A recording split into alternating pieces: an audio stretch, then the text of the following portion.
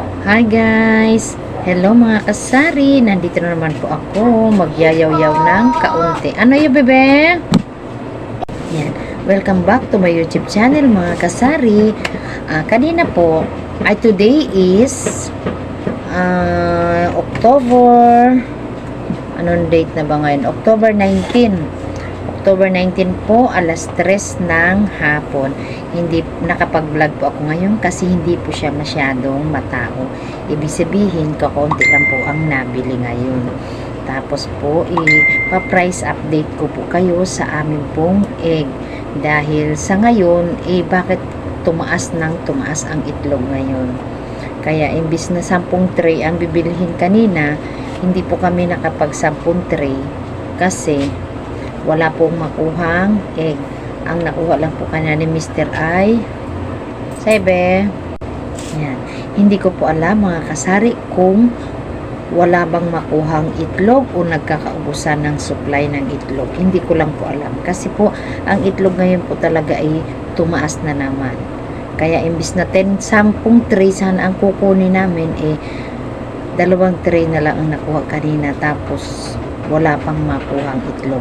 Pero nakakuha din kami ng 2 jumbo kasi yung isang tray ng jumbo ipapremyo ko po sa parapol kasi nagsa-sideline din po ako ng parapol. Ang parapol ko po sa itlog is jumbo size. Hindi po ako nagparapol ng maliit na sizes. Kaya yun lang po, ipapakita ko po sa inyo ang aming pong egg.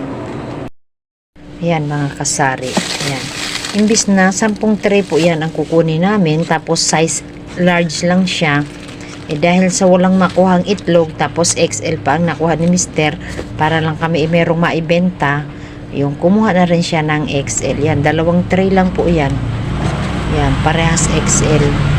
Ang benta po namin dito ay 9 pesos na po, kasi hindi na po talaga siya kakayanin ng 8, dahil ang taas na po ng itlog. Ayan. Pero malaki naman po siya. Yan, 2 tray lang po. Tapos ito rin po sa jumbo, 2 tray lang din po ang kinuha ko kasi yung isa po is parapol ko. Ang benta ko po dito ay 10 pesos kasi naubusan po ako kanina ng egg. Tapos hindi pa dumating si Kenonong, nauna pong dumating yung jumbo, kaya kumuha na rin po ako ng 2 jumbo.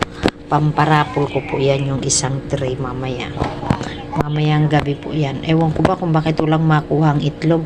Tapos bumili na rin siya ng kalahating kabang bigas at saka itong cobra 2. Meron pa naman kaming bigas, kaunti na lang, mga 6 na kilo na lang yan. Tapos kumuha na lang din po siya uli.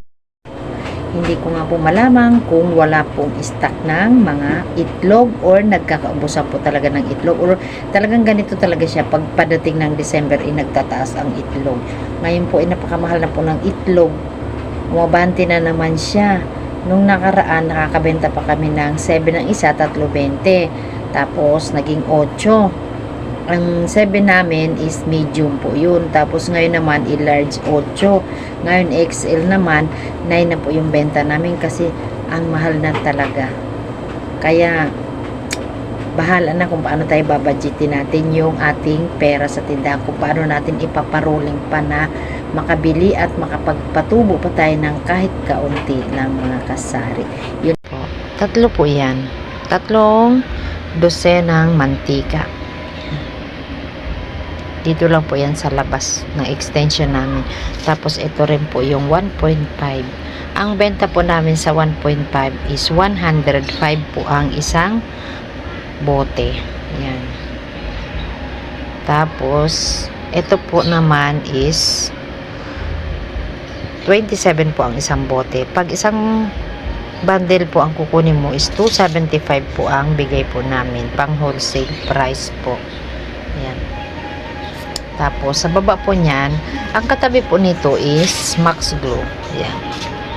Nakakarton po yan siya para hindi sila maghalo. Yan.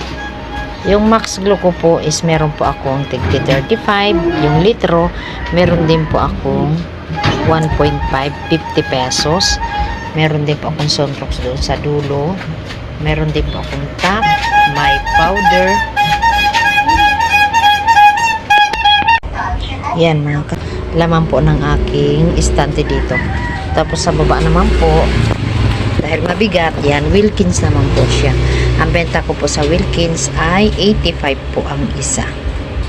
Tapos dito naman po, yung galon-galon na mineral water. Meron pa po akong dalawa. Sa labas hindi pa po naipasok at baka mamaya meron pong bumili. Hindi na po ako mahirapang magpapasok. Ayan.